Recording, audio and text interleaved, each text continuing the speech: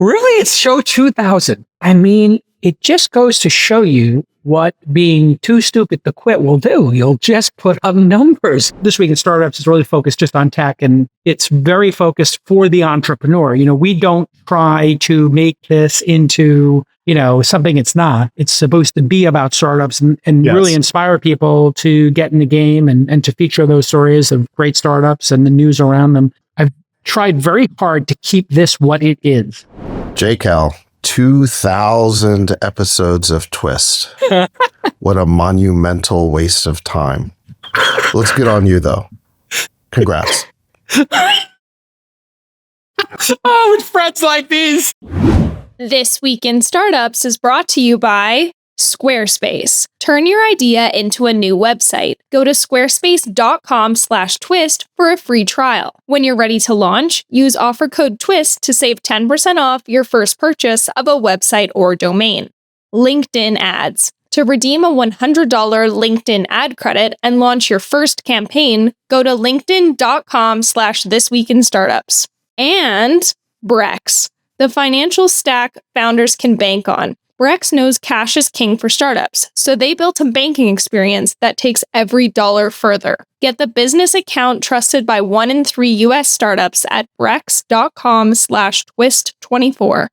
All right, everybody, welcome back to This Week in Startups. I'm your host, Jason Calacanis, and with me, my co-host, Alex Wilhelm. He's Alex on Twitter /X. I'm Jason. Mention us. Say hi, @Alex, @Jason. Tell us what you want on the show. Tell us what you like about what we're doing, and here we are. What's on the docket today? Well, today is a very special episode. This is episode 2000, which means that this show has produced enough video commentary to last a lifetime. Really, it's show 2000. I mean, it just goes to show you what being too stupid to quit will do. You'll just put up numbers. My God, it's been 14 years of this, and I just love doing it as much today as I did for the first 220 or 2 episodes. So, wow, 2000. That is pretty extraordinary. 2000 is a lot. And I know that it's a lot because on my last show, we got up into the hundreds of episodes, I think like 500 or 600. And I was on 90% of those, probably overall. And that was a 6-7 year project. And so I understand the work that has gone into this. So we have a little bit of a celebration today. We're going to go over some old clips. We're going to talk about some funny moments. We have some recent news. Slight focus on stuff that's more recent, but we're going to start by taking people back to the very beginning. We have a little bit of a montage put together for you. So Jason, sit back. Oh, nice. Please enjoy this short intro to all things good in episode 2000. Okay, here we go. I'm so excited to see this. Hi, I'm Jason McCabe Calacanis. The concept here is pretty simple. This Week in Startups. What does that mean? Every week, you guys tune in at ustream.tv or thisweekinstartups.com, and I have a guest, somebody brilliant, somebody doing something awesome.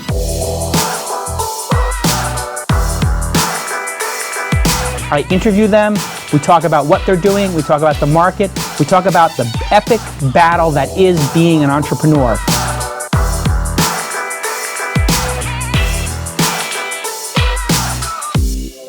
My first guest is a dear friend of mine. He's been my partner and my lifelong friend. So please join me in welcoming Brian Alvey, the CEO of CrowdFusion, to the show. Thank you very much. There he is. Psyched to be here. First Guest. I'm Jason McCabe Calacanis for This Week in Startups, and I'll see everybody at Wolverine tonight. Bye-bye. So Very nicely done. Wow, that was so touching. that is an overview of everything, but we need to really narrow our focus for a second, Jason, and talk about this early intro you had that featured New York City, because I want to hear the story behind where the hell this came from. All right, Court, hit it. Here we go. Today on This Week in Startups, Sal Khan of the Khan Academy joins us via Skype. Your place is in the Shark Tank. Is it a great concept or just bait?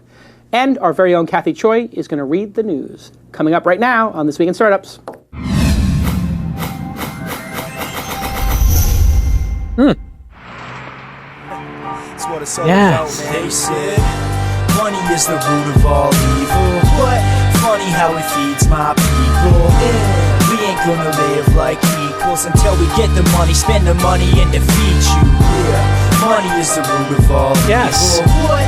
Funny how it feeds my people. Yeah, we ain't gonna live like equals until we get the money, spend the money, and defeat you. All You right. can tell it's a little dated because I don't think we'd say get off the bitch train anymore. No, probably not. It was a different era 14 years ago. One of the producers, we didn't have money. One of the producers was like, I found some, I think that song was either in a stock library, we found it and contacted the rapper and they let us use it. I had also used some Kanye West tracks and stuff like that. And then podcasting started to come up on people's radar. Yeah. At that era, podcasting was only, at that time, available if you had a pod-catching software and an iPod. This is before the iPhone existed. This podcast started, I think. It was right before the iPod existed. And so they made that, and I had just moved to Los Angeles from 2012 or 2003 or 4. I had moved to LA. So I was kind of known as a New York guy in LA. And then I decided I would do a series of shows this weekend and try to help other people do this weekend style shows. Like Leo was doing This Week in Tech. I was doing This Week in Startup. Somebody else was doing legal. Somebody was doing photography, whatever. And so I was like, oh, maybe I'll just get the domain name This Weekend and I'll just, anybody who wants to do a show, it'll be like a unofficial network kind of situation. But, the show was the one that lasted the test of time while the other ones got retired. If you ever wanted to go see what those other shows were, go to Twist on YouTube, click on videos, sort by oldest, and there is an amazing plethora of content. There is This Week in Movies, This Week in Books. There is a huge amount of stuff that I couldn't go through all of it because there's not enough time, but I was impressed at the depths of the archive, which, Jason, takes me to another clip that we have. I want you to explain to everybody where this live show was, and your level of pride at having about 30 people come. Because this shows like you were early on the podcasting front, now the All In Summit and so forth. But here's an early live show. Okay, here we go. A live show. Okay, this is a Kanye. Got to shine. So you're saying So let's take a look at the audience. We actually have a live audience here. There they are. Yes, there they are. That's a live audience. Whoa. And great. You'll all get a Tesla delivered to your house. So you're all set. People like the Tesla? Okay, very good. Beautiful. And to the people who are in the live chat room, you're going to get a Tesla too. So you can go ahead there and... Look at that swoopy hair. I think that's Matt Mullenweg, right? Yeah. But where was that baby event? Matt Mullenweg? I have no idea. I literally don't know. But, at that time, 14 years ago, Alex, and you were in the industry, I think, at that time, right? In 2012-ish, 2011. Just out of college. Yeah. Just out of college. And you probably, it was kind of hard to not know me at that time because I said yes to every single speaking gig. I said yes to any invite to a party. I think it was 14 years ago. My daughter's 14. So this podcast kind of started when I had my daughter, who's 14 now. So, at that time, I would be everywhere. My philosophy was be the brand, be everywhere. It's an early philosophy of mine. So I always wore, back in the Silicon Valley Reporter days, a Silicon Valley Reporter t-shirt in New York. Then I would wear a This Week in Startups t-shirt and just try to get people to give me some attention, to try to get something going in my career because, I was an up-and-comer.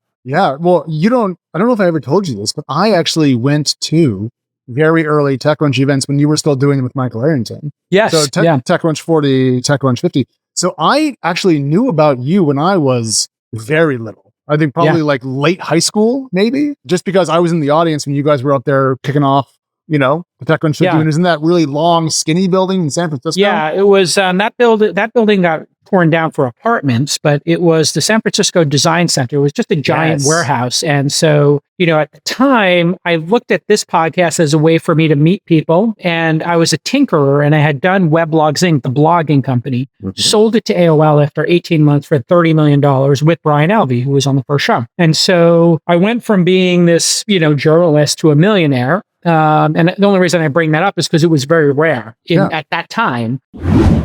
I don't care if you're building enterprise SaaS, a verticalized AI startup, or the next great consumer app. No matter what you are cooking up, you have to have a brilliant website. It's the first thing that people see or read from your startup, and it has to be beautiful. You got to make a great first impression. People do judge a book by its cover. It's that simple. That's why we have that expression. But since you're building a company, you're strapped for time. You know that. And wouldn't it be nice to have some world-class help? How about a beautiful website built to your specifications quickly and easily? It's 2024. If you don't already know HTML, CSS, and JavaScript, that ship has sailed. Get on Squarespace and check out their Blueprint AI product.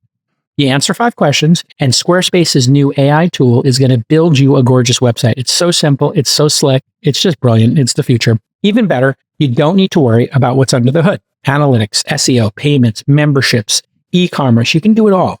It's all included too. So here's your call to action. Check out squarespace.com/twist for a free trial. And when you're ready to launch, go to squarespace.com/twist to get 10% off your first website or domain purchase. That's squarespace.com/twist. And to do a $30 million sale, there had been only a handful of those. Flickr to Yahoo, the photo sharing site, Delicious, the bookmarking site, Weblogs Inc. And, at that time, Engadget, Weblogs Inc., and Gawker were like 2 of the biggest things. And then Mike Arrington had obviously started TechCrunch out of his house in Atherton. And he was very enamored by me and by Weblogs Inc. and the success we had. And he was obsessed about the fact that I was able to sell an 18-month company for $30 million. He was always asking me how I did that. And I, was like, just being everywhere. And he took that advice. And then he said, would you do an event with me? And I said, yeah, I have this domain name, 20.com. Let's do an event where we just pick the 20 most interesting startups and we have them show their products on stage. We got so many people that it became 40, then 50. And then I wound up selling the 20.com domain name to somebody in China for a bucket load of money. That was one of my best trades ever, was buying that domain name. But that's really how it got started. And then, some of the early episodes Mike was on, and I would do them from Sequoia. My friend Ruloff had just started there. So there's all these weird episodes early on of me trying to meet startups to get them at the conference. And that really is what triggered Sequoia to start the Scouts program and asked me to be a scout. It's what triggered, at the time, David Sachs was doing a website called Genie, which was like, do your family tree. But then he did Yammer as a Facebook for inside your organization. And he said, I have to win TechCrunch 40. And I said, okay. And my wife, who we were friends socially, and said he has to win. And so I basically coached him on how to win. And then he won. And then he said, Jake, Hal, you're stupid. I sold this thing for $1 billion. You were a key part of it. You could have angel invest, whatever. You didn't. You should start a fund. And I had started doing the angel investing with Sequoia. And I was the first syndicate on AngelList. So I kind of realized, wait a second, I was doing media, but there was this investing thing. And I had this great sort of moment where I was like, wait a second, whoever meets the most people and is the most helpful to those people will get first shot at investing and being on their cap table. And when that got fused, this random act of journalism, I've experimented with podcasts because I had done blogging.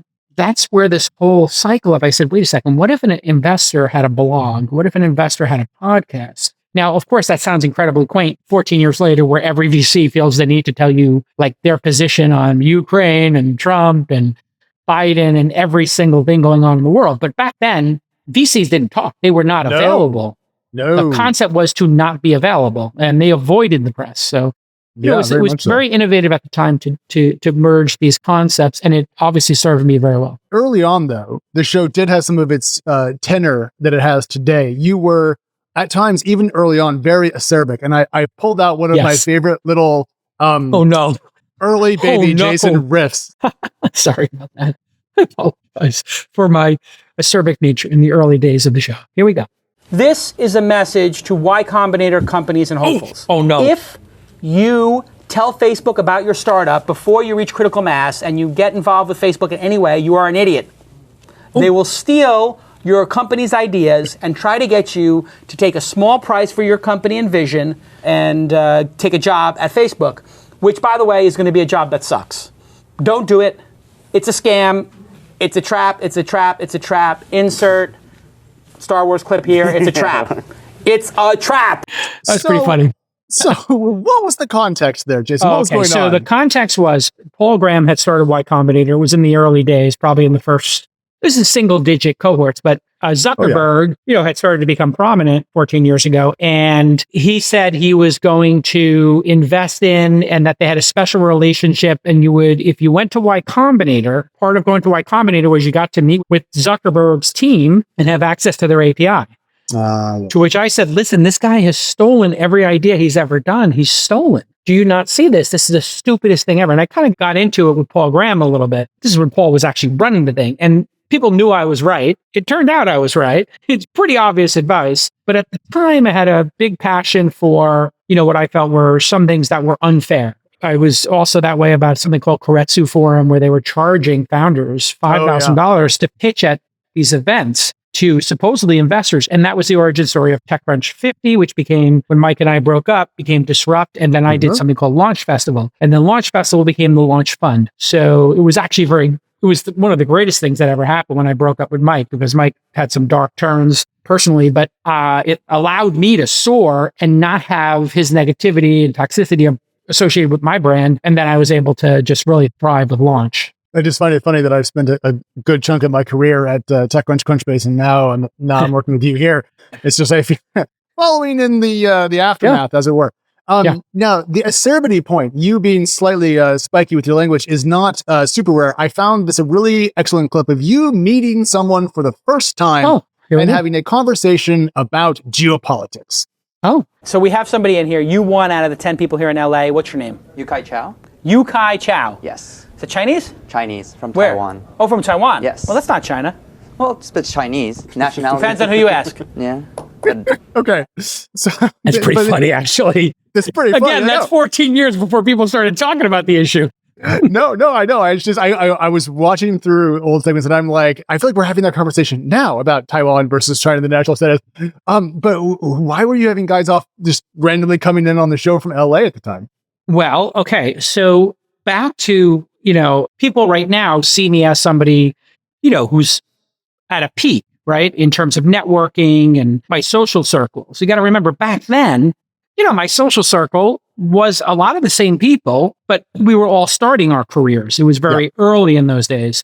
So, Elon was an investor in Tesla and trying to fix it because Martin and the other guy were driving it into a cliff, and he had just started SpaceX. Sachs didn't have Craft Ventures. He was doing, like I said, Yammer and Genie. And there really weren't that many startups around. So I would do on Fridays an open call. And I'd say, anybody want to pitch me their startup? I'll give you some feedback. Come on the show. And people would line up outside of my office in Santa Monica on Colorado Avenue. And in the order in which they got there, we would bring them on air. And you see Lon Harris there, who is a producer on All In and one of my dear friends and comes on this podcast to this day. Just a great human being who I've worked with for 2 decades now. And Tyler Crowley was my kind of body man at the time, like chief of staff-ish. He would travel around the world with me, but he would be in the show too because he was an engineer and could do sound. And he used to do something funny called Insights from Tyler. He would say inappropriate things that would get you canceled. And then we'd play a jingle, Insights from Tyler.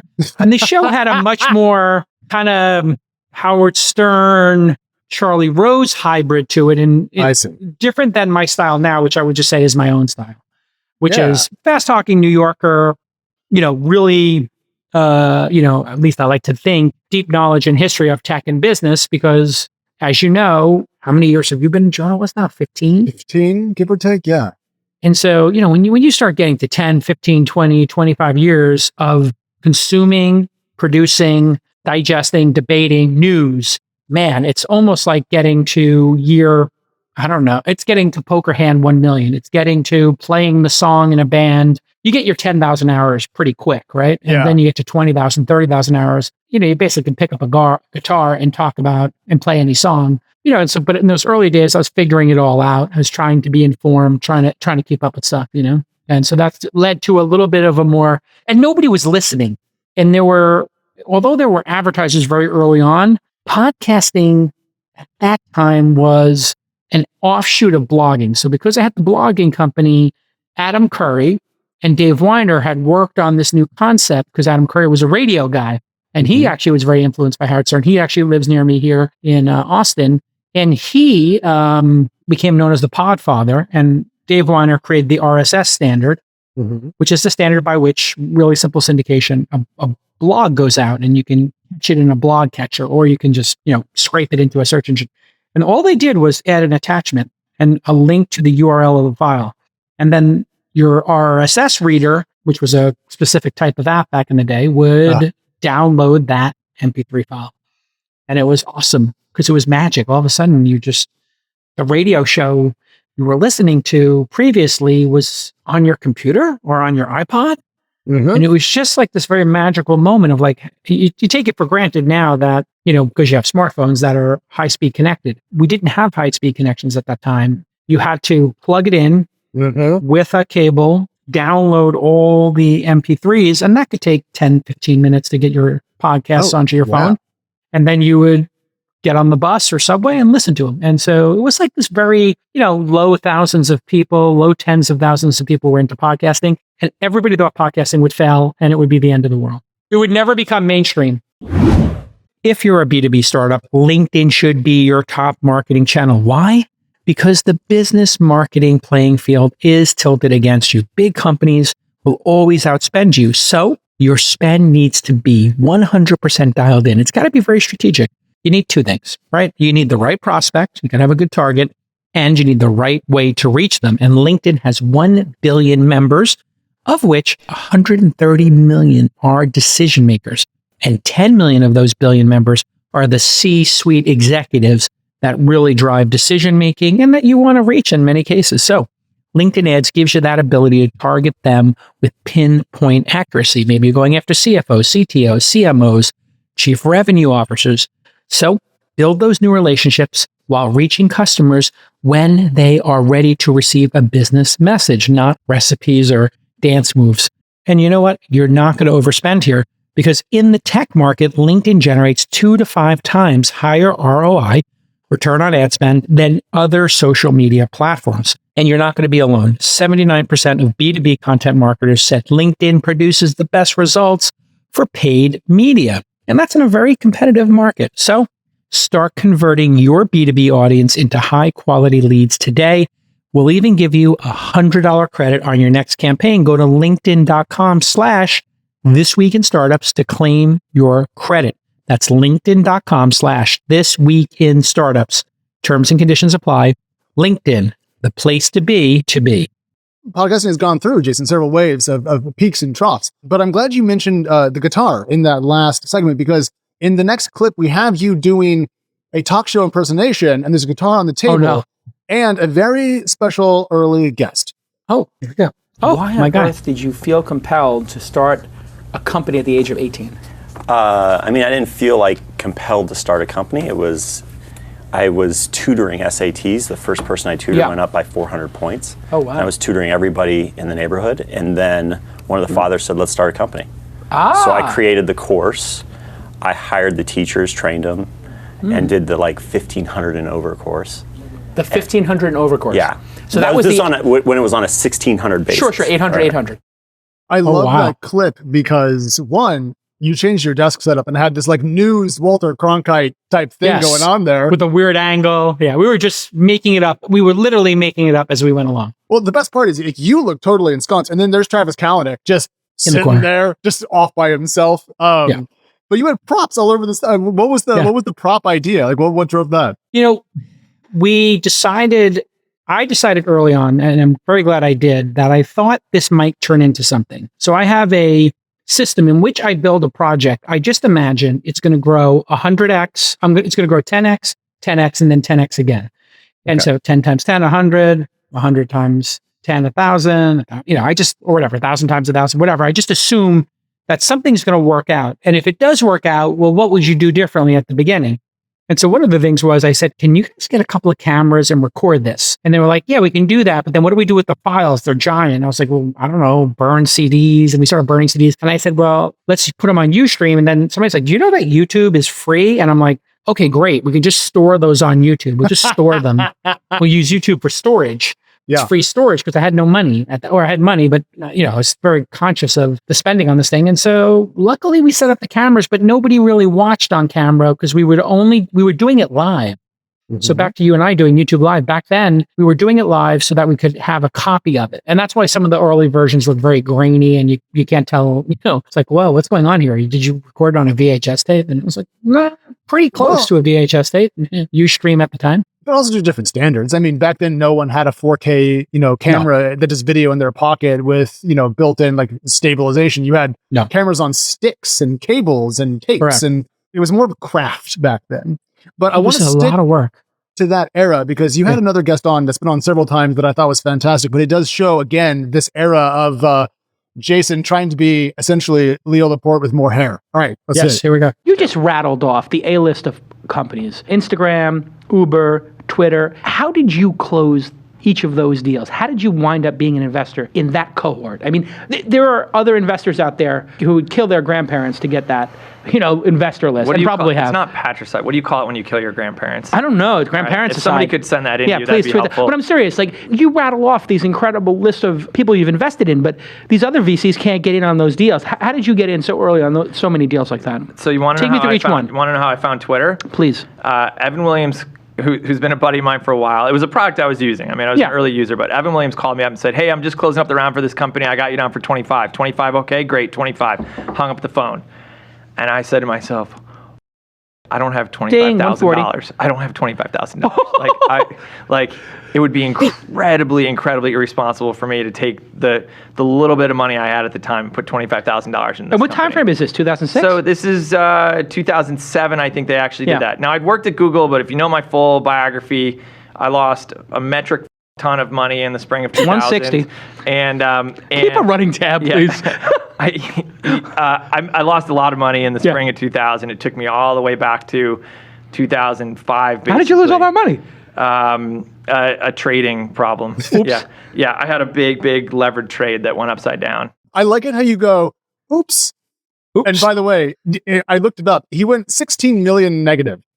Wow. Osaka. Yeah. That's a hole to dig out of. He had a lot of gamble in him at that time. When you hear me rattling off $160, we used to charge $10 a curse word. And we had a swear jar that we put the money in, and then I would give it to the producers because I wasn't paying them, I don't think, or I would just give it to them to go out and go drinking on Friday night after the show. I'd give them the money. So Chris Sacca ran it up, and then one time he ran it up so high that we were giving it to Charity Water, and then I didn't have a lot of money at the time. He's like, okay, we owe $3,000 to Charity Water, and this guy Charity Water starts chasing me for $3,000. He's like, you said it on your show. And I'm like, okay, I'll get it to you. And I got it to him, but I thought he was joking. I mean, earlier on, we saw the clip when you promised an entire room of people Teslas. So now I'm very curious. Yes. Did everyone receive their Tesla, or was it more like a little car? Well, no, the funny part about that was I was also very well known because I had the 16th Tesla, and it was the second one in LA. Elon had his, I had mine, and that was it. There were only 100 of those made originally, the Tesla Roadster. So, and they were producing one every 2 or 3 weeks. So when you got one, there was literally a website tracking each person who got one. And it was, it was a who's who, let's just say, who got them. So I would take people for rides in my Roadster. So I'd park the Roadster outside of my office, and I would tell people it's there. I'd tweet the picture of it or whatever. And people would come from all around. They would drive there to see it. And then I say, if you want me to take you for a ride, just knock on the door. And sure enough, people would come by, and I would just take them for a ride in the Tesla. And so there's a bunch of people who are like, yeah, Jason took me for a ride in his Tesla back in the day, because I was trying to get people to buy them because the company was going out of business. And I would be like, Elon, I got another person to buy one. He's person put a deposit down. He'd be like, thanks, Jake Al. And that's how friendships start. Somebody really needs help. It's hard to imagine Elon needing help. But at that time, the cars weren't exactly moving. It was a pretty expensive toy. And help move a couple of cars. That really fits into the theme that I had when I was watching that Chris Sacca clip, is that just tech felt smaller back then. It was. Ev called Chris and was like, oh, you're in for my company. Click. And it felt like there was like, I don't know. And $25K, nothing, Nothing. Yeah. But it felt like there was 50 companies and 500 people, whereas now I feel like there's 50,000 companies and 50 million people, which is good, to be clear, more entrepreneurship, more founders. But it doesn't have that clubby feel to it anymore that they used to have. No, and it was so clubby that it was almost like the dawn of rock and roll or something in that Web 2.0 era. After .com, everybody thought it was over. So anybody working in it who was tinkering in 2004, 5, 6, 7, 8, if you were tinkering around that time, you actually really dug the technology. You were into it, right? You weren't doing it for money because there was no money to be had. You would have little weird things happen, like my blogging company get bought, but that was like, that happened twice a year. It happened like, it was very rare that something like that happened. And it was a much smaller industry for sure. And then the dollar amounts were very small. Uber's first round, they raised like $1.2 million. Twitter probably raised $1 million. And it was, 10 angel investors, 20 angel investors, 25 to 100K a pop. And if you could, and people were getting paid, I don't know, 5K a month draw. 3K a month. It was so different that, if you would be a developer at IBM making, 80,000 a year, and some startup would offer you to work, more hours for 60K a year or 5K a month, right? And that would be an expensive developer at the time. Developers were 60, 70, 80K. And you just tried to get a developer and an idea and build something. Hey, when founders ask me, what corporate card should they use? I automatically think of Brex. That's what I use. And when founders ask me, where they should store their cash, well, of course, I'm going to think about Brex. Why do I think about Brex so much? Because knowing everything about your money is not negotiable. Nearly 40% of startups that fail, well, they fail because they run out of cash, and 100% of startups can't afford to make financial mistakes. We all know that. So you want to be on top of this stuff. And thankfully, Brex has built a killer banking experience that helps you take your dollars further. And they'll protect your cash while extending your startup's runway. How do they do all that? Well, they offer the best parts of what you need: checking, treasury, FDIC insurance, and they do this all in a single powerhouse account. If you need the best because you are onto something big, well, Brex's banking solution is going to get you 20 times the standard FDIC protection through program banks and industry-leading yield on your cash, and the ability to send money worldwide at lightning speed, which, given how global everything is now, is super important. So Brex is used by 1 in every 3 US startups, as you know, because you go out to dinner with other founders and we talk about it. So go get the financial stack that founders trust at brex.com/twist24. Brex, BREX.com/TWIST24.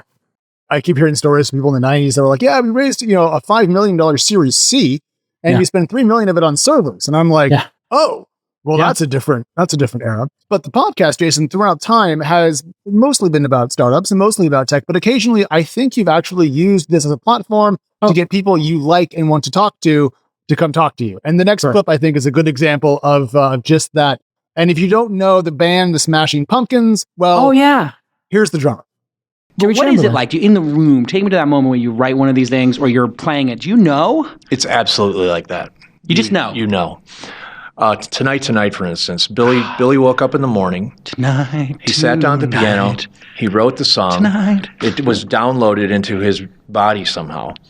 And his whole thing was like, he's simply the messenger. Like he would get he would get the download. He would create the song. He would bring it in. We literally. He wrote the song in the morning.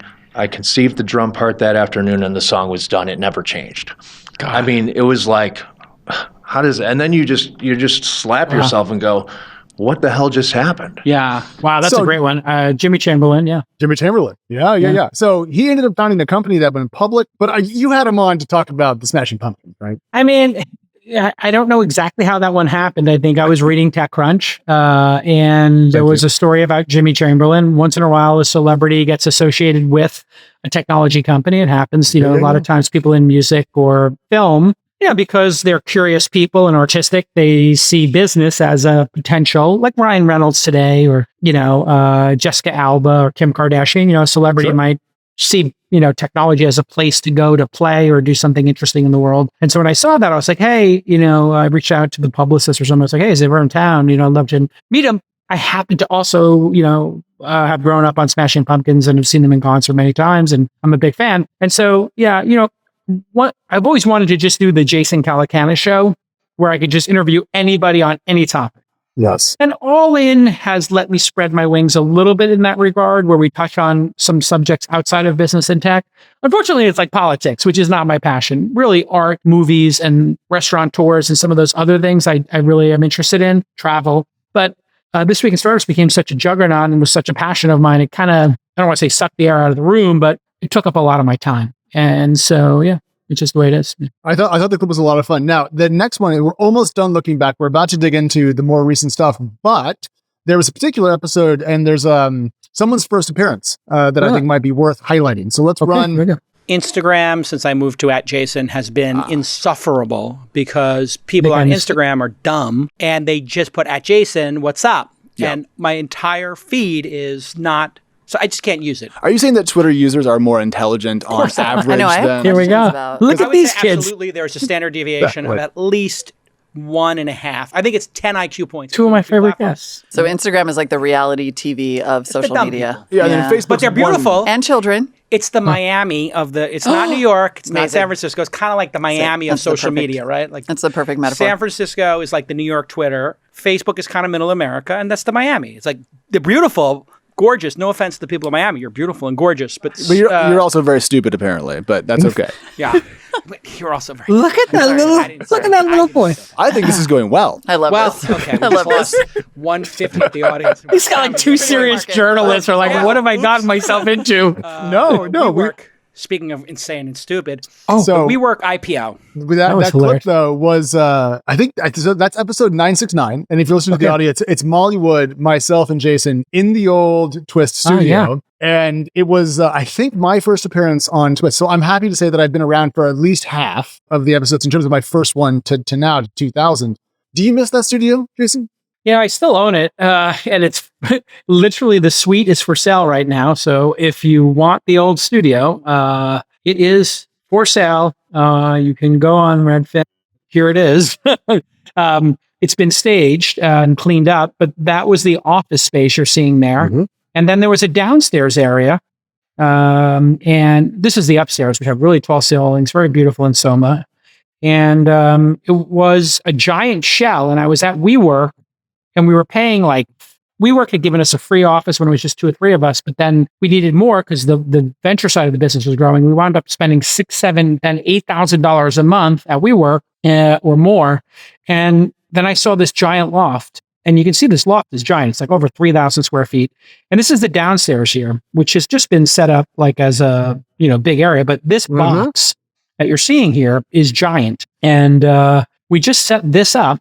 As you see here, as the studio, we blacked out all those windows. It had a lower ceiling, and we were sitting in this corner here where that desk is. And yeah, I do miss it because it was a time when people would come to the studio. We had makeup and hair. We had Sir Charles as the producer. Other producers were there, producer Nick. We had a TriCaster. We had cameras, and it was just fun to be in person and get those vibes. Now, sitting here means I could have you from Providence, Rhode Island, or I could be in Austin, and the show just goes on. It doesn't matter where in the world we are. So there's so many benefits to being able to get guests on this, but it also was like I would have guests on, and they'd be like, hey, we'll go out for lunch after, or maybe dinner that night, or go see a Warriors game. And I'm going to be recreating these kind of vibes here in Austin. I'm looking to buy an event space here, like a music venue or a theater or a comedy club or something. And in the same way Joe Rogan has his Mothership, where they do Kill Tony and some of those other shows and comedy shows. I want to have that for podcasting, so I could do an all-in episode or a This Week in Startups episode, or even the Jason Calacanis show if I wanted to do just a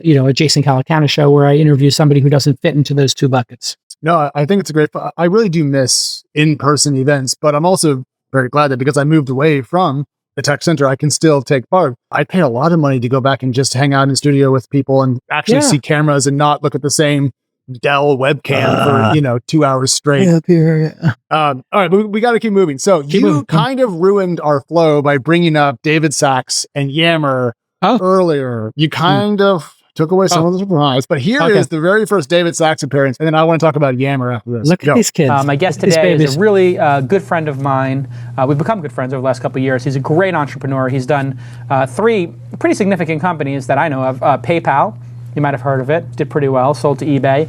Then he went on to Genie, which is doing fabulously, which is one of the most sort of advanced genealogy products out there on the market. I would say the most advanced in terms of a technical basis. God, I sound like Trump. And moving on to 3.0. And of course, he was the winner of TechCrunch 50 this past year with Yammer, which is a business productivity tool, which is just awesome that we use here at Mahalo.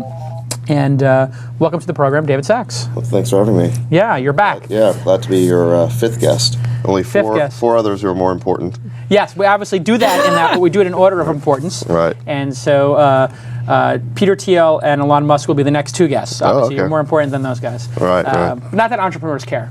Right. I do appreciate the trailer. So I have to tell you a story about this. That is so funny. He appreciates the trailer. There was no trailer. What I appreciate about David Sachs is it has not changed at all. No, it's still right. Seems still very right. Yammer. So people who don't know, Yammer sold for $1 billion. It was a big deal. That was a big dollar amount back then. I was working for a tiny little company in Portland, Oregon. I was on a whiteboard and I was like, what if we took Twitter, right? And we put it inside of a company and you could have like status updates and then you could have like a feed, but it would only be for your company. But it was super cool. And I was whiteboarding this out. I called it internal Twitter. I knew it was going to be an internal communications tool. And then Yammer gets on stage at the stupid TechCrunch 50. And I was watching live on the stream. Womp womp. Womp womp. And then Yammer won. Womp womp. And then Yammer sold for $1 billion. Womp womp womp. So I've always hated Yammer because I was clearly way late, dollars short. But it felt like David Sachs had stolen my my really good idea. But Jason, you guys have all grown up since then. And so now we have a couple of clips from the besties that were recorded just to celebrate episode 2000. You're kidding me. Oh, no. Really? Oh, yes, sir. Here we go. We've been working on this. All right, let's go. Fantastic. JCal, 2,000 episodes of Twist. What a monumental waste of time. Looks good on you, though. Congrats. When I said he hadn't changed, like I these. really... What a monumental waste of time. Do you remember at Liquidity this year, you guys do the All-In show live? We do a live one, yeah. David Sachs is like, thanks for having us to your grift. I mean event. And I was like, damn, dude, you're on stage now. That's some pre-stage banter. Yes. No, we have a long tradition in Brooklyn of insulting each other on the porch. And when we started playing poker together, one of the jokes was just taking the piss out of each other. And so one of the charming things I think about All In is that we just take the piss out of each other and don't take each other too seriously, hopefully, and have a good time with it. And so, yeah, that's very nice. That's very kind. Okay. All right. Let's get the other two clips going on here. Oh boy, here we go. Who's going to take the piss out of me now? JCal. Oh, and it's private jet. I'm calling from your PJ. I borrowed it for the day. Thank you, bro, for letting me use it. And thank you for all you've done in making the All In pod such an incredible phenomenon. It's all you. You're an incredible moderator, friend, entertainer. And honestly, I'm just really happy and pleased to know you and really wanted to say congrats on your 2000th episode of Twist. You're amazing, bro. Love you. I was waiting for it, but I did lend Friedberg my jet, so that was very nice of him. Jason, you don't have a jet, do you? Oh, anyways, what I appreciate about that clip was he like kind of forgot to bring about the Twist thing. He's like, "I love you, man. All In. Oh yeah, and episode 2000. Yeah, episode 2000, whatever it is. Episode 200 of All In, episode 2000 Twist. What does it matter? Now, there's another bestie out there, Mr. Chamath Palihapitiya, and he came from the heart. JCal, congrats on your 2000th episode of Twist. What can I say that hasn't already been said? I think you are a tireless advocate and defender and supporter of entrepreneurs and entrepreneurship. I couldn't think of, frankly, anything better to do with one's career. I think that you've helped many people who didn't believe in themselves find a way forward to do just that and start something on their own. And I think you did that by telling other people's stories, investing in them, mentoring them. It's just an incredible thing. I'm really lucky to have you as a friend. You have been a part of some of the most important moments of my life, many of the funnest moments of my life as well. And so I just want to say thank you. I love you too, and I love you. I love you too, Chamath. Thank you. That made my day. Even, from Sachs breaking my chops all the way through Friedberg and Chamath. But it is true, one of the things you learn in this life, Alex, over time is can't make new old friends. So, that's, yes. And so, cherish the ones you got and just keep building that legacy with them. And then at the end of the days, what you have ultimately, in your life is a collection of memories. And I think what Chamath pointed out there, like when I could see it in his head, he was like, yeah, congratulations on the work you do, but also we've had a lot of fun times together. And so, I just encourage anybody listening, cherish your friends and create more memories with them.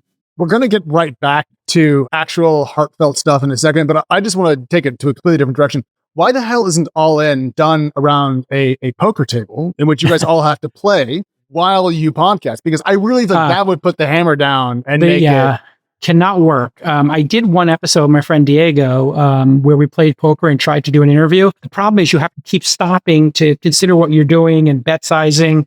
And if you're actually concentrating, then also there's chips making sound. And so, poker is just incredibly long, boring periods of folding and predictable with very random, exhilarating moments happening every 30 to 90 minutes. And so it actually doesn't work, but we should do more in-person stuff. And I think we're probably, I was talking to the boys about doing the election night special again, because we did that in 2020, even though we didn't get the results that night. We're thinking about doing an election night this year. And I was like, well, why don't we just do it in person somewhere? And actually, we're thinking about doing it around one of our poker tables. But yeah, it's...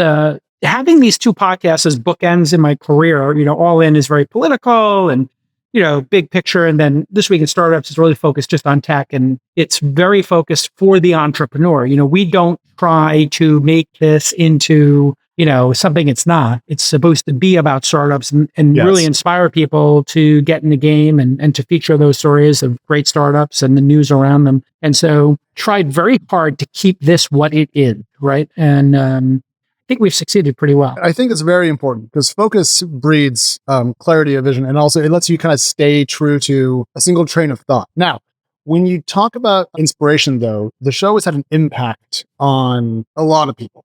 And one thing we did over the last couple of weeks was we had people send in their favorite moments from the show, thoughts and commentary from the actual audience out. It's not just your friends and so forth. We got a bunch. Thank you so much, everybody. We appreciate it. Jason, you're going to love these. Enjoy. I'm Barry Heptonstall. I'm an angel investor, and I could say that thanks to you. I think I'm well placed to judge the best or the most important episode of This Week in Startups because I've listened to or watched every single one. I just want to say thank you because you've created something really important. You sometimes say that you've done random acts of journalism, but actually when you do 2,000 episodes of something, then that actually becomes a body of work. I think what you've created is a journalistic masterpiece because you've created a documentary, which is an insider's account of nearly 2 decades of Silicon Valley startups, innovation, the power law, and all of the other things that we know go alongside that. But turning to my own particular favorite, I have to choose the episode, the first one that you did with Alex Chu from Calm. I remember exactly where I was when I was watching that. And when you said to Alex you were interested in investing, I thought to myself, oh, I'd like to do that too. I didn't think anything more of it until a few weeks later, I got your email, which said that you were doing the first AngelList Syndicate. And I put some money into that, yum, yum. And then I did brilliant with you as well. And then I was discovered on AngelList by a London-based VC firm.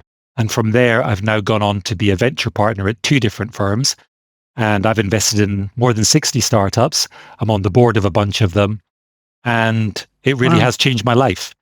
So thank you very much to you for that, to your team and all the guests that you've had over all the years. It's been wonderful being alongside for the ride for that. I wish you and your family every happiness now you've moved to Texas. And please, Jason, keep doing the work. Oh my God, that was so charming. I got a little emotional there. When you do these things in a vacuum, you don't know the impact you have on people's lives, but to hear somebody's life get changed like that, obviously is very profound. And it's not lost on me that random, consistently random acts of journalism or just doing the pod has in fact changed some people's lives. And, it's one of the great joys of my life is traveling through airports.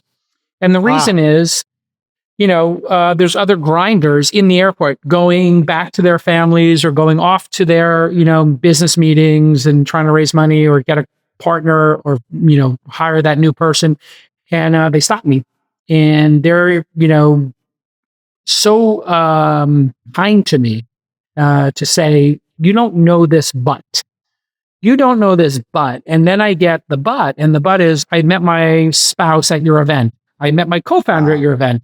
I got to invest in Calm at your event. I met this person. It changed my life, right? And so I think it is the power of storytelling, and just telling these stories of entrepreneurs that could actually, in the timeline, just slightly just steer somebody towards something they didn't think was possible. And I was having dinner with a friend here in Austin who wound up running Uber LA. And then I have a friend, Josh, who ran Uber New York. They became the heads of it because they saw the Travis episode where he was talking about Uber, and they thought it was like an interesting, thing. And they came in and, applied for the job, and then told him, I saw you on Jason's podcast. And he was like, really? People watch that? But, here we are. Oh my God, that was so touching. Thank you so much. Also, shout out Barry for having great arc to his delivery. Like, he started here. Well spoken. Very well spoken. Yeah. All right, let's hear from Sean Jackson.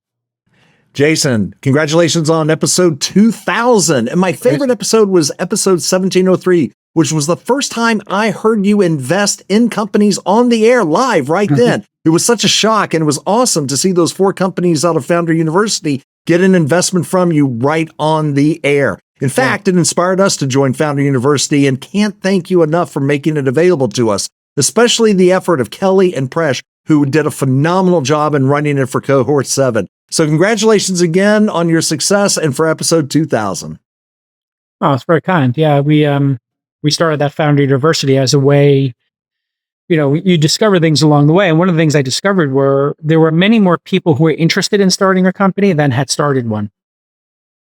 Yes. So I could only really engage once they had started one, but 9 out of 10 people who contact me or stop me in the airport, whatever, or listen to the program are on their journey, and maybe they haven't started a company yet, or maybe it's 4 out of 5. And, for those 80% of people, I didn't have anything. And I created this Founder University with Jackie, and then Kelly and Presh ran it. And it's a 12-week course. And I said, hey, come to this. We'll teach you everything we know. And a lot of the curriculum there comes from conversations we have on here. Mm-hmm. And so it's a virtuous cycle. And then, for the other thing we heard was nobody believes in me, and I need my first investor. And so we created a $25K check that we are very frisky, and we give out a lot of them. And we just have, every week you come to Founder University, there's a little box. I would like to apply for $25,000 from the launch fund. And I think we've done 100 of those 25K checks. Nice. And so for just about 2.5 million, what would normally be somebody's seed round, we can give 100 people that starting position. And so when I did the math on it, and I'm always trying to think of ideas, and most of them are bad, but sometimes they stick. It's a very important thing in life is to keep trying things. I said, well, if the 25K buys you 2.5% in a $10 million startup, right? Mm-hmm. Why don't we just offer it to people at $1 million as their first investor, and we could get 10 bets for the price of 1, knowing that, hey, if we're betting on them as their first investor, it's going to be a pretty high fatality rate. Let's be honest. And so we'll just make the valuation ridiculously low, but make the risk incredibly high. And if people want to opt into it, they can. And you know what? 60, 70% of people each week check the box. Yeah. So it's pretty crazy. And it's just another example of, hey, you do something in the world, you do it consistently. Maybe you could help some people on the margins, build their dreams, right? And so I'm proud of that work. Hashtag media, hashtag America at the end of that one. All right. Last clip from the audience outside. Let's hear from Matthew Kirkus. Congratulations to JCal and the Twist team on episode 2000. 2000. Crazy. Amazing. So many great moments.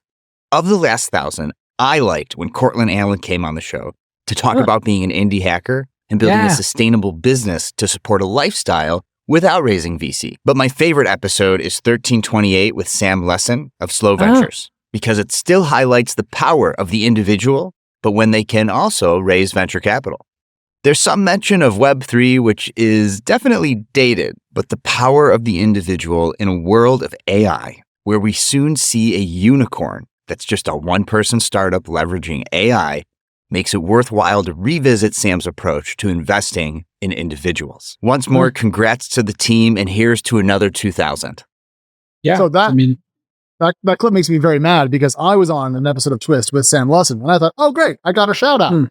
So I went back to see the episode that our friend was talking about, and it was not the one that I was on with Sam Lessin. It was a different one. Brutal. Sam actually, I think, does his own podcast now with his wife, Jessica Lessin, and Dave Morin from Slow Ventures, and Britt, his wife. All great people. And it's kind of like a bit of an homage to All In terms of it being a quartet, but they've kind of taken it in their own direction with the fact that it's two married couples. So it's a very interesting dynamic. Oh, man. Actually, I kind of want to listen to that now because I can't imagine it. It'll be hard not to get a little weird. Say we get snippy, perhaps, at times. Well, but they're all in the industry, and they're all deep in the industry. So it's kind of like a couple's dinner in Marin. It's unique in that regard. And, it's, again, you have a theme here, which is everybody gets something out of, these conversations. It's just different things, right? So Sam Lessin might inspire one person. It might be Travis. It might be Chris Sacca. It could be Brian Alvey. Everybody might. Cortland, I remember that episode from Indie Hacker. Really great website where they inspire people to just start sustainable small businesses that could become large, but not on the venture track. And so, absolutely fantastic to see these folks get so much out of it. And I really appreciate it. It's very touching to me because I am not a big fan of looking back on these things or I always put my press clips in a box. So back in the day when you would get press, it was print by default, right? There was no online press.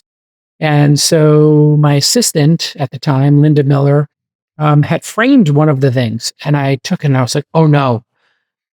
And I found a box and I put it in the box. And she said, what are you doing? I got to put it on the wall. It's like the first time you've been in print. I said, do me a favor. Every time we get press, this is the press box. It's in the closet. I want you to put it in there. I want you to close the box. Don't show it to me. She said, what, you're not proud of this? I'm like, I'll give it to my mom. I'll bring it to her every year or whatever. She can go look at the stuff. I don't want to think about the press. It's a review mirror. I want to look at the dashboard. I don't want to believe my own press. I don't want to get deluded into thinking I'm important. I want to work and do the work. And the press is so distracting. And I had many times in my career where I got too much press and it was distracting, whether it was when Elon took over Twitter or when Uber had its ascension or Weblogs Inc. got sold or when I was doing Silicon Alley Reporter and On Top of the World and on Charlie Rose and in the New Yorker. Those kind of moments come and go. The work is what matters. And so that's why you see that sign behind me that says, do the work. I haven't put it back up here yet, but it will be. And it's a reminder, not to the audience, it's a reminder to me that all that matters is doing the work. Just do the work. Everything works itself out. You can control the process. You can't control the outcome is another way of saying it. And so where does all this go? I don't know, but I know that I love doing that work and the work has meaning to not just myself, not just to you, but to all the people who watch. And so I'm really thankful to all the producers and editors over the years who put these 2000 episodes together. So I just want to say thank you to all of them. Brandis, Gina, Tyler, Lon, Sir Charles, producer Nick, and there were, a dozen other people I can't remember right now, obviously Court and John right now, who have come and gone and done short stints, long stints, come back and forth. But, it does take a lot of work to do this work. Producer Jackie, of course, Molly, who was here as a co-host for a while, yourself. Like, it's hard to do this work.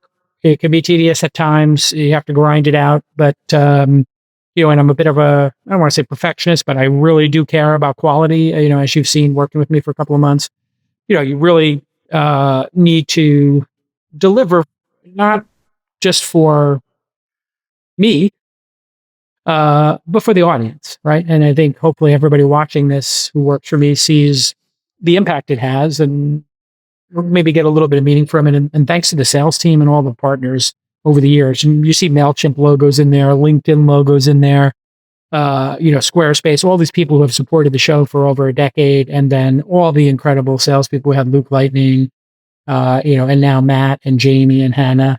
we've had a ton of other executives help sell the ads, and the ads keep the lights on and allow me to hire people like yourself and Court and John and Bianca and everybody. And so it really is a team effort. I get probably, 99% of the credit for all this, and I'm probably responsible for only, 60% of it, 50% of it, I would say. We didn't show you the docket thing, so we wanted it to be a surprise because, we've been putting this together for a couple of weeks. But thank you for the perfect segue into a couple of notes we have from Twist co-hosts throughout the years. And I knew Lon was going to be in early, but Lon's coming right back. So here we hear from Mr. Lon Harris. There's the man himself.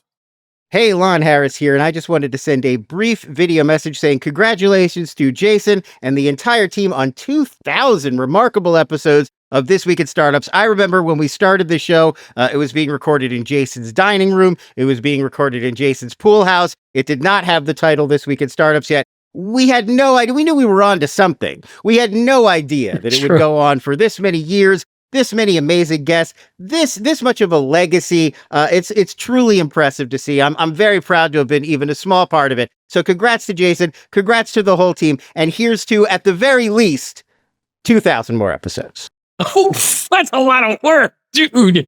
Take it easy there. It's true. There was a precursor called Calacanis Cast we did 40 episodes of, which was just, I would put a microphone on a table and take the raw MP3, and it had Ron Conway on and Evan Williams, and we don't know where those episodes are. We can't find them, but... Oh, that's terrible. Yeah, they're lost to time, but somebody will find them someday on some website somewhere.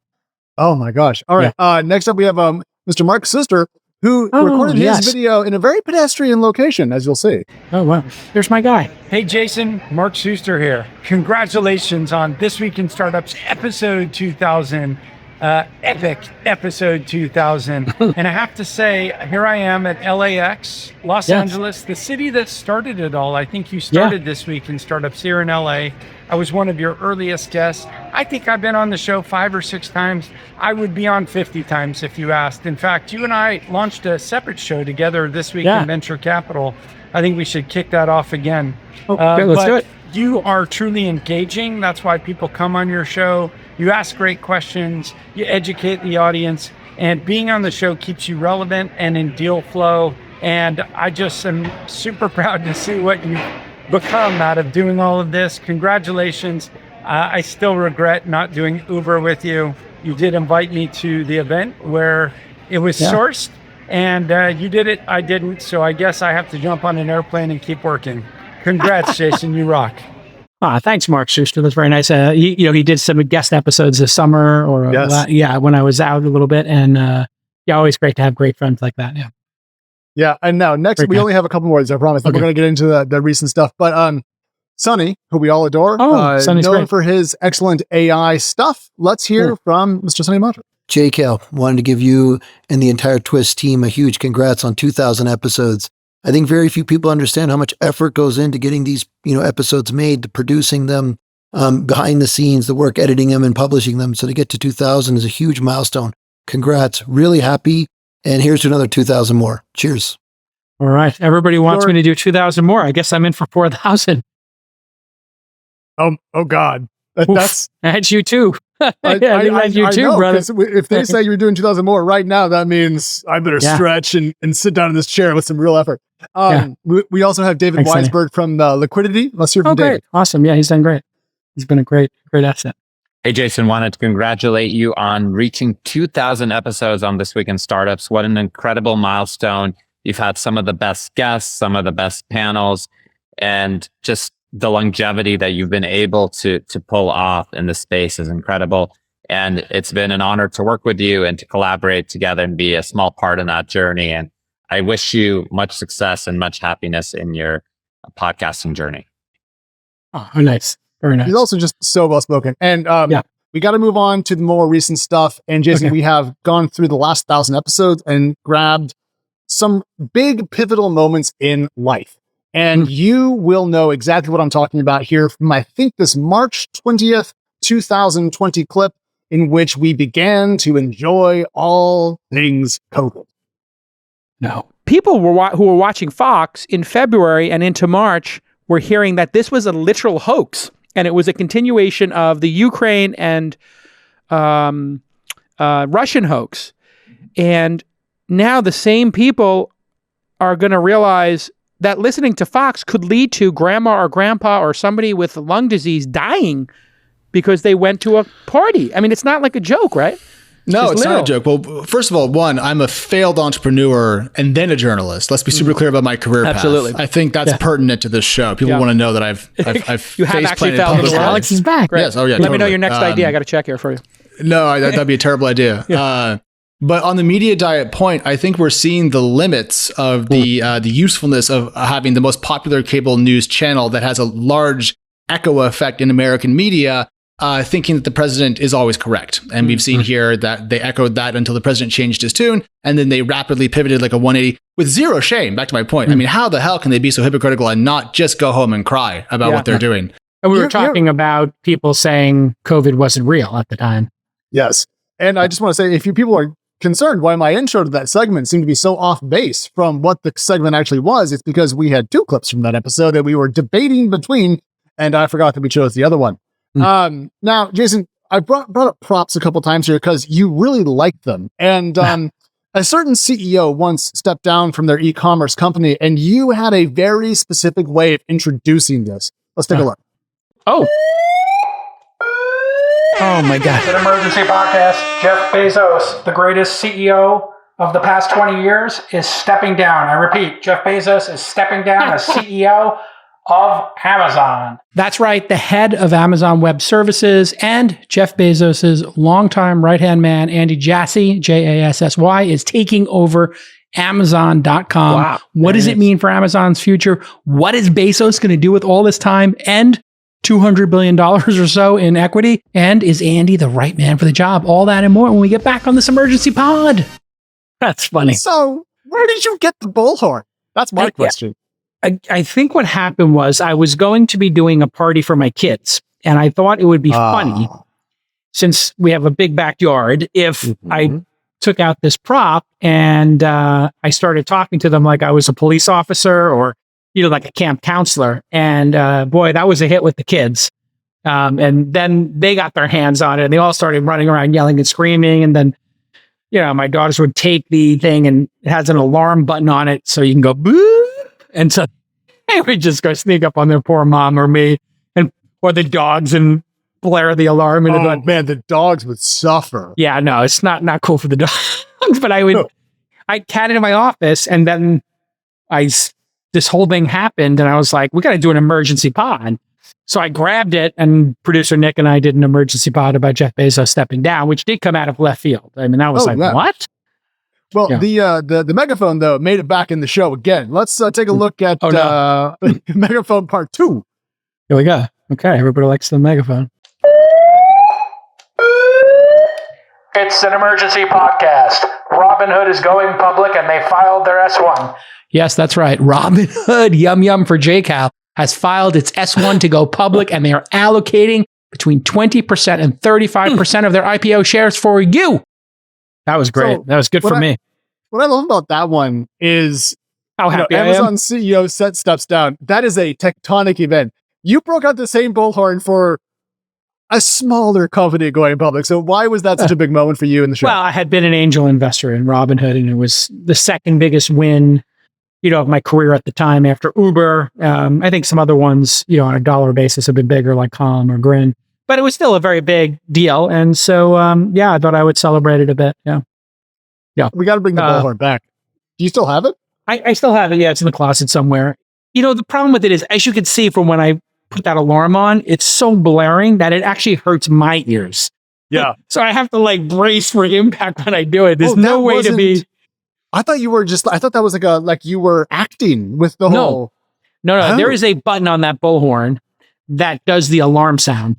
And then you press it and you get to talk and it amplifies your voice. So it acts as an alarm system to get everybody's attention and you can speak like you're speaking through a bullhorn. No, I knew that it made the sound. I just thought you were you were playing it up with the moving it away from your ear. I didn't realize it was actually so loud that it hurt.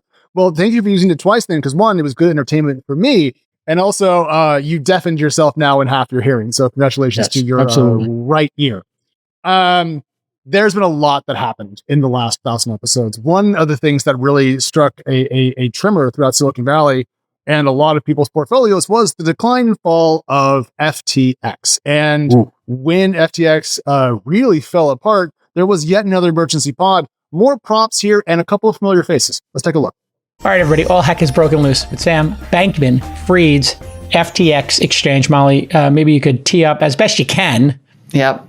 What has happened? We're having an emergency podcast for those of you joining us live. We haven't been live in a while. It's a double red flag situation. I mean, we're going to dive into this, but I think we can safely say that this is a hinge event in the crypto economy. Sam Bankman-Fried's FTX exchange is being acquired by its primary competitor, Binance, after what appeared to be a run triggered by Binance on FTX, primarily related to FTT, if I'm doing this right, the currency that FTX created. And then now there's this buyout in process where you have two competitors, like they just basically fought to the death, like Godzilla and King Kong.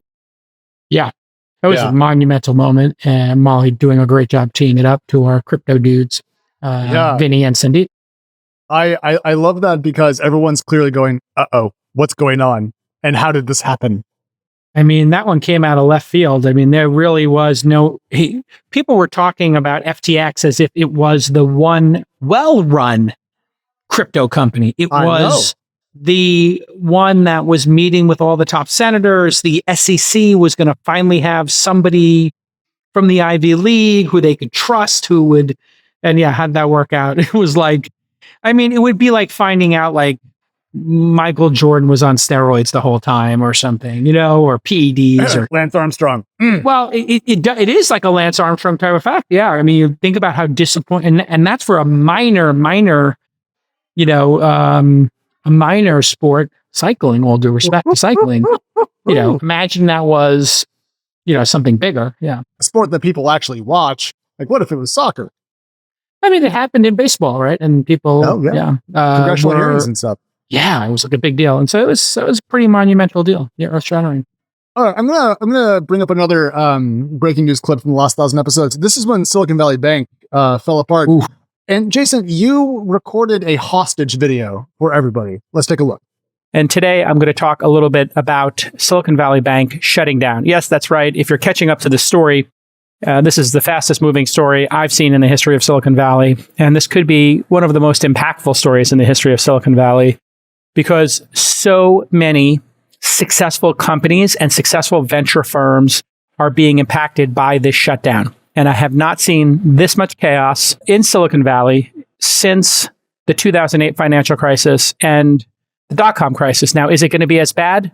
Maybe, maybe not. I think there's an 80 or 90% chance that Silicon Valley Bank is rescued this weekend, bought by Goldman Sachs, JP Morgan, somebody, and that everything is back to normal within a couple of days or weeks, and everybody's money in the bank is taken care of.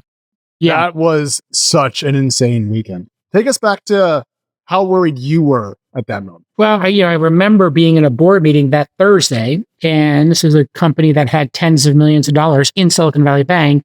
And I was in the board meeting with Mark Suster, actually, who we heard from earlier. Mm-hmm. And we were debating, do we take our money out? Because we had heard these rumblings late Wednesday night. Mm-hmm. And I said, take half out.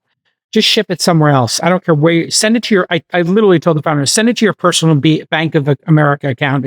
Sure. So you don't have to open stuff up. We'll just write some sort of letter with the attorney that you're not going to abscond with the money. We give you permission to do it. Sure enough, in the meeting, the CFO says, look, and turns the thing around and it says, can't access website. And I'm like, oh my God, Silicon Valley's website is down. And their website went down on Thursday afternoon while we're in the board meeting. And so, that just shows you how even the most in the know people did not see this coming. There had been some rumblings about interest rates going up and, people maybe getting caught or whatever, and bank runs, people had speculated about these kind of things theoretically, but there were some Peter Thiel Founders Fund groups that I think had kind of seen this happening earlier in the week. And he just said, take your money out. Yeah. Because he's Peter Thiel, right? It's contrarian. So he's just like, take money out immediately. And so once 10 companies do it and they tell their friends, I took my money out, a bank run starts. So if you've never seen It's a Wonderful Life, you can see how a bank run works. It literally, people run to the bank and the bank runs out of money. I don't know which run is the reason they call it a bank run. If people are running from the bank, running to the bank, or the bank is running out of money. And let's face it, it's called Silicon Valley Bank. So people hate Silicon Valley. They hate rich people. It was like, well, screw those people. The problem was, a bunch of in Silicon Valley, that's like saying, I don't know, Kansas City Bank, or Memphis Bank. It also represents the Bay Area. So schools, small businesses, everybody uses Silicon Valley Bank. It would be like using Bank of America in New York City, or, whatever, Wells Fargo in Boston. I don't know, what's popular in different places. But if they hadn't, and, for the shareholders of the company, it's the bummer that the company was mismanaged and went to zero. For people who have deposits there, it was kind of weird. And then everybody started creating synthetic tools, because there's a 250K FDIC protection, they started going to startups like, we'll create 10 bank accounts for you. Yeah. And put your 2.5 million in 10 different bank accounts. The most you can't lose anything. Or we'll put 500K in each. The most you can lose is, whatever. And we'll put it across 6 different banks. And it was like, are we really doing this? We're not talking about all that much money. Thankfully, they backstopped the government, the deposits, not the equity. So all's well that ends well. But I did do an all caps tweet that became kind of famous. And, I just did the all caps tweet because I was like, hey, folks, there's 2 other banks. At the time, I had other folks who were taking their money out of 2 other regional banks. And I said, the bank run at Silicon Valley Bank may be over, but the bank runs on the other ones are just starting. And I was watching it that weekend as, on a Saturday, people were getting in touch with their bankers at other banks. And so, it was pretty scary. And I just thought to myself, well, I guess half my portfolio of startups are going to have no money. Yeah. So I literally started looking at my own. I did, I used Silicon Valley Bank for mortgages. I used them for the mortgage at the studio, for a corporate mortgage for that space I bought. Which, more part of the reason I bought it was because I had low interest loans from Silicon Valley Bank because they're friendly to me because, I'm a notable Silicon Valley person and that's what they do. They cater to us. And I had a pretty low mortgage there. It was like $5K a month. And then I was like, okay, what other money can I get together to give loans to companies impacted? So I'm looking at my equities and everything. And I'm like, I got to sell some equities or I got to come up with some cash. And I was talking to different board members. Okay, how much can you put in? I could, maybe I'll give 250,000 to this startup. You give 250 to this one. We'll make payroll in the next 2 weeks. I mean, I was talking about doing this with my personal money, not just the venture fund, because the venture fund was frozen because all my LPs are on Silicon Valley Bank. So the whole system was locking up. It was pretty scary. I'm glad that other people missed it because I recall reading the Silicon Valley Bank investor note when they said that they were going to strengthen their balance sheet, shake up their investments, and people weren't talking about unrealized losses on bonds, And I read that. I'm like, oh, this seems to be pretty prudent. Here they are, they're solvent and they're going to make some improvements, tinkers. And then everything blew up. And I was like, what did I miss? Because to me, it seemed relatively conservative, but I didn't know the madness of crowds and bank runs. That was a moment for the ages. We're going to look back on that in 10 years and still talk about it. So I think so. 3000, we'll reprise that. We'll go there. Okay. This has been amazing. Yeah. We have just a couple more and then we're going to wrap up. I do want to grab a quick moment with Sonny Madra. His AI with Sonny demos have been fantastic. So to celebrate the partnership, here is AI demo number 100. Today, we're going to hit our 100th demo. So that means we've been through 100 AI companies. And amazing. That's pretty awesome, right? That also speaks to the pace of innovation happening that in, relatively short amount of time, we've been through 100 demos. And I think we're going to hit 200 pretty quickly as well. So it's very exciting. Yeah. Multion.ai. The way it works is it's a Chrome extension. It's pretty invasive because you have to give it full control of your browser, but it's super powerful. And so what I'm able to do, book a meeting tomorrow with Jason at 2 p.m. And what you're going to see it do, it's going to kick off. and it can read it to you, and it's good. It's been, That's pretty crazy. Holy cow! Scary For to people have who it are take not over your watching, browser. the Know your Chrome extension has passwords. taken over the browser. Yeah. The Yeah. inmates have taken over the asylum. I've given up control of my browser, and it's set up the meeting. Oh my lord! Yes, that was incredible. Okay, I see where this is going. Wait. Something Pretty amazing scary. just happened. We just saw, if you're watching the video, we just saw Jason Calacanis interrupt Jason Calacanis and have Jason Calacanis interrupt back and cut off Jason Calacanis. Ladies and gentlemen, the future is here. I mean, that was like one of those great moments where you realize, and this is why talking about these innovations in real time is so powerful, because I just had this epiphany that like, well, wait a second, how much of my life is mitigated through a browser window? Yes. A lot. 90% of it? Yeah, 90%. So this thing can go empty my bank account, trade stocks, book a meeting, cancel a meeting, send people emails. Yeah. Block. I mean, it could go amok. And this is when you're like, oh, right. AI has the potential to be very dangerous and powerful. We should be careful with this genie we're summoning. Yes. Oh, absolutely. Now, we talked a lot about, old shows, breaking news events. Sometimes, though, I think you just get together the highest net worth people that you can, simply so you can kibitz with your friends. So here is a couple of Brads and one dude named Dara, I think. Here we go. Yeah, this is a great episode. Hey, Dara, how are you? I'm doing great. How about you? Pretty great. Looks like I'm stuck on another pod with two lunatics. I don't know. I was asking about this. This is a real thing now. It's amazing. It's an experiment. It's an experiment. It's an experiment. It's just a couple of guys. Like it's a thing. The Bill, the girlie in you is an experiment. I love it. Yeah, an experiment that made some people very upset. I'll leave it at that. But yeah, we just did a little experiment because Brad and Bill were always on fifth bestie kind of role on All In, but they wanted to do more podcasting. So I said, yeah, I'll help you with your pod. And, it confused the audience a little bit. They were like, what's going on here? And, they've gone on to do BG2 on their own. And All In's continue to succeed. BG2 is a fantastic podcast. I highly recommend it. But I was able to host the first two episodes with, those two huge brains, Brad working, essentially in public and private markets, and Bill Gurley, one of the most legendary venture capitalists of all time. Yeah, absolutely.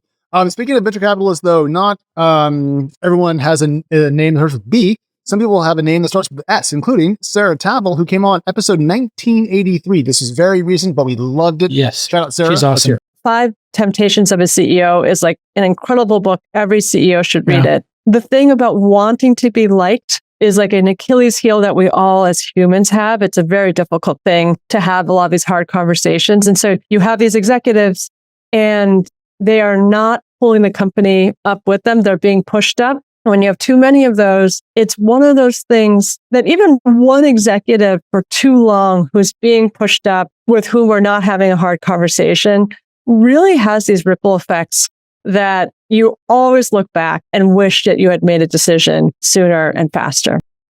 Brutal. She's great. I'm putting her into regular rotation.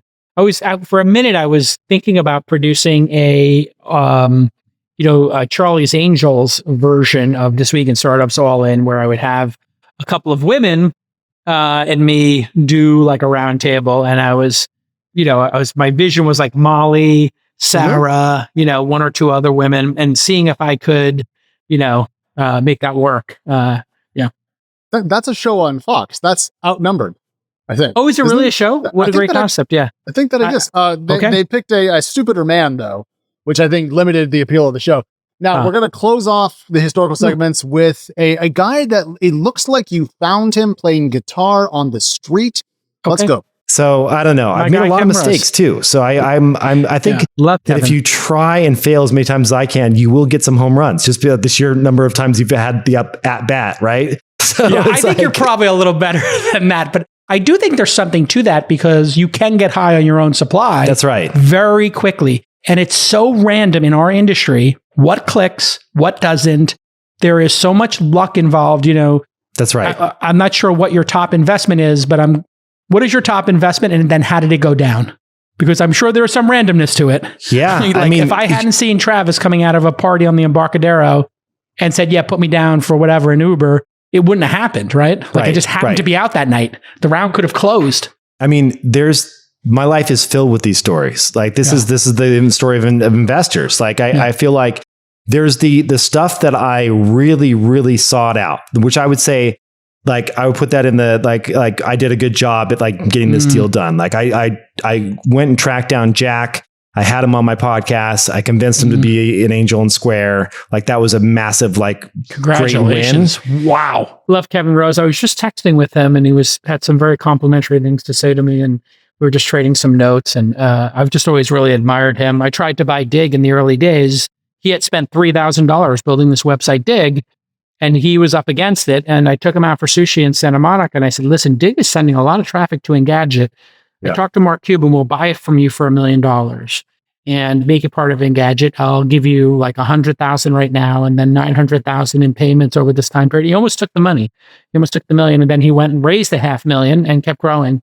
And I don't know how much he would have made in our sale, or if together those combined companies would have done better. But, Kevin's just a great entrepreneur. In some ways, we're very similar entrepreneurs, which is we both had a media side, angel investing side, and building company side. And we both pursued our muse, which is a really great way to go through life. Now, it may seem a little bit random, and his show with Tim Ferriss called The Random Show, but there is something to a life of trying a bunch of things and seeing what breaks out. And, I really do think Kevin has done a great job of trying a lot of different things and being fearless. Yeah. And I don't know. People remember the wins. Yeah. People don't remember the losses. They don't. I don't know Kevin personally at all, but I am very familiar with this old show, Dig Nation. In fact, I think if you go back in time, that might really be the impetus for why I wanted to do podcasting originally. And really? I think so, because I used to watch that show religiously. Like every single week it would come out. I think I watched it on my Zune, in video. Like this is old school shit. It was pretty amazing, yeah. Jason, so we're going to wrap up with a shout out from the team here in a second, but I just, we're episode 2000 now. Yeah. Where are you taking the show next, man? Like what's coming up? Great question. I'm very enthused that you're here. I would like us to get to 2 or 3 days a week of doing the news. Which we've started to get into a rhythm. We had a week recently with 2. And I really love doing the news with you because you're so well prepared. You have such a deep bench, just, similar to Molly in that way.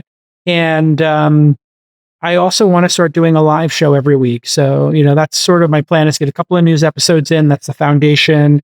We talk about the important episodes here. And then, I really love what we're doing, the Twist 500. That's a big initiative. Oh, yes. And I think that the Twist 500 could wind up being like the Inc. 500 in that, or Midas list, where you and I and the team could have a real impact on surfacing the most important companies, not just the obvious ones that are private like Stripe or SpaceX. I mean, they have to be on the list, but I'm kind of interested in the 250 on the bottom of the list, not the 250 on the top that hit a unicorn status already. I want to know about the 25 that are on the bottom.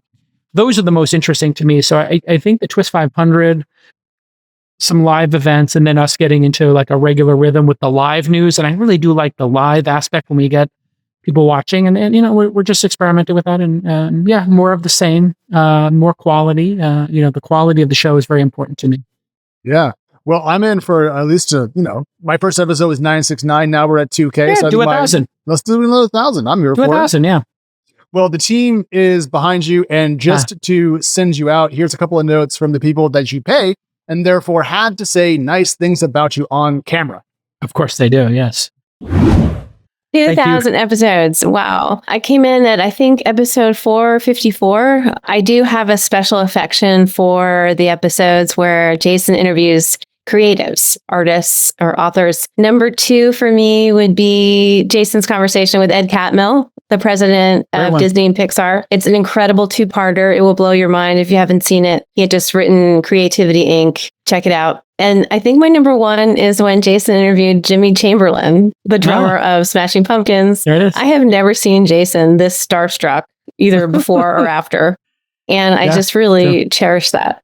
Hey, Jason. We've been friends for 30 years. Wow. Over that time, we've had a lot of great times at the Garden watching the Knicks. My favorite episode of Twist is episode 805 with Contraline. My favorite memory has got to be the Liquidity Summit of this year. Meeting you in person for the first time, hearing all of your crazy startup stories, and of course, meeting with our amazing team. It's incredible what you've done and accomplished with the podcast. It's actually the reason how I found out about you. I started listening to Twist 6 months into it. I dropped out of school because I wanted to work for you, and you gave me that opportunity, and it completely changed my life. A memory that has stayed with me about Jason is that the day Uber went public, he was in the office with us, working, finding the next company. The work never stops. And one of the most horrifying moments I've ever had working with Jason is the day that he walked in the office and we discovered we were wearing the exact same outfit. I think I burned that hoodie. I started Launch because I was, and I still am, excited about the world of startups. There's too many to count. Awesome memories with the team, especially at events that we did, Liquidity, Angel Summit. And there's a lot of good Twist episodes, segments. My favorite one that really helped me was VC Sunday School when I was getting started as a researcher. Hey, Chef. I really appreciate you and the entire Twist team, the Launch family. Every time I think I have a favorite episode, we go and we record another. And then I think that's my favorite, and then we record another. And I know this comes down to things like amazing AI demos with Sunny, fantastic news shows and live shows, and really strong, meaningful interviews and conversations with what I think is important, engaged listening with epic guests. And finally, one of the main ingredients comes down to the world's greatest moderator. My all-time favorite Twist episode is episode 1403 with Doug Leone from the world's greatest venture capital firm of all time, Sequoia Capital. In that episode, Doug has two epic quotes that really resonated with me. The first was, "Hope is not a plan." And he's right. And we've all heard you say that as well. The second quote was, "Architect your business as you would architect your product." One of the favorite aspects I have of working here is that I learn something new every day. Thank you for the ongoing education. Your insights have always challenged me to think bigger and to push boundaries and to never settle for less. You always lead with such passion and conviction, which is so inspiring. Thank you for investing in my growth and always being a constant source of motivation. And hey, thanks for always having my back and looking out for me on the poker table. I think I started at Launch when you were on episode 1550, and the numbers have just been going up and up. Thank you for being so helpful. Thank you for putting on awesome events like Angel Summit and Liquidity. It's been an honor to help out with those and meet everyone in person. Your belief that hard work and merit trump pedigree has not only changed my life, but so many others out there. Thank you for being so generous with your time and your knowledge sharing, not only here on Twist, but with our syndicate, at Launch, at Founder University. You really are such an incredible example of rising tides lift all ships. My favorite memory of Jason has to be during an investment team meeting on my second day of work, where I was just really inspired by the way he led the team with so much energy and confidence. Hey, Jason, it's Matt, your sales assassin. We are all super pumped to celebrate episode 2000 of This Week in Startups with you. I think I started around episode 800, give or take. So lots of awesome memories along the way, including a couple launch festivals in Australia and a trip to the Great Barrier Reef. A trip to Tokyo with you for Tech in Asia. If I had to pick a favorite episode, I think it's the one with Brian Halligan when he compared building HubSpot to the Grateful Dead marketing model. What a legend. My favorite part has definitely been getting to hear your vision for Founder Fridays through Twist and then watching it all unfold and now actually getting to be part of bringing this program to life. It's been awesome. Your dedication to the startup world has been nothing short of inspiring, and I personally owe you a ton from the early days of watching This Week in Startups, which made a huge impact on me, and being able to jump from teaching into the startup world and ultimately to work with you to build out Founder University.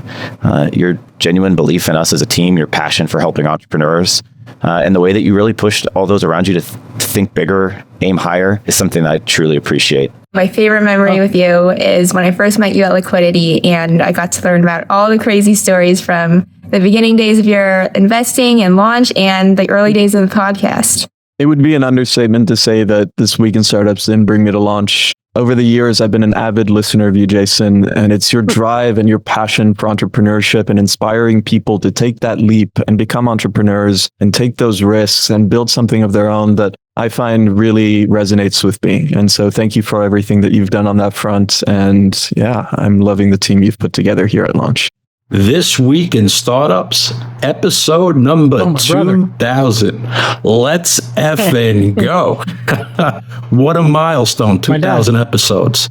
Just to put things in perspective, The Simpsons have been on TV for 35 years. They haven't done 800 episodes. Is anybody even working over there? And of course, I remember episode number 1, featuring probably the very original bestie, our good friend Brian Alvey. Well, 13 years later, and here we are. So happy to be part of this journey, to be part of an amazing team, thrilled to share the ride. Love you, brother. And that's a real big yes, there it is. Yes, chef. Everybody gets into the yes, chef. We have very touching. Thank you. You'll note that I didn't make you one because I figured, you're here. No. There's a reason for this. They told me to. I was told that I had to participate, and I just ducked it because I figured your head's going to be big enough after this episode. You didn't need one more person telling you that you're cool. So, well, I will say in closing here, this is very touching, and everybody get back to work. enough of this. Looking in the rearview mirror. No, I think it's nice every 1,000 episodes to look back, and very touching for the team to hear all that incredible stories and how motivated they are. Startups and innovation and entrepreneurship really does drive the human species forward. And sometimes, it's just simple, silly little things. Netflix letting you watch movies a little more efficiently than going to Blockbuster and then making their own movies and spreading joy and making people laugh, or helping them get a car in the rain, or bringing them some food, or putting satellites into space, or maybe meditating. All of these things are valid pursuits. And entrepreneurship really does change the world. And capitalism, it's a flawed system. People get a little political about it. But it's the best system we got. And it's worked pretty good. So, start a company, change the world, and we'll be here to cover your company, your victories, your failure. Maybe we'll give you some tips on how to maybe help your startup have a better chance of changing the world. And that's really what it's about. If you haven't joined a startup or started a company or a project, don't be scared. Don't be nervous. Everybody's a neophyte. And then once you start, you'll learn very quickly. And that's one of the great things. So if you got that inkling that you want to start a company, just do it. And we'll be here, and we're happy to tell your story. And if we can help you on the margins with some inspiration or some tactical, strategic advice, the archive's there for you. And I'm very proud of that archive. And don't waste your time watching Netflix. Watch them This Week in Startups if you're a founder. All right. Bye, everybody. We'll see you soon. Bye, everybody. Thank you. That was very touching. And I know you guys put a lot of work into it, so I do appreciate it. And it was gratuitous and awesome. Let's do it again next week. Bye-bye.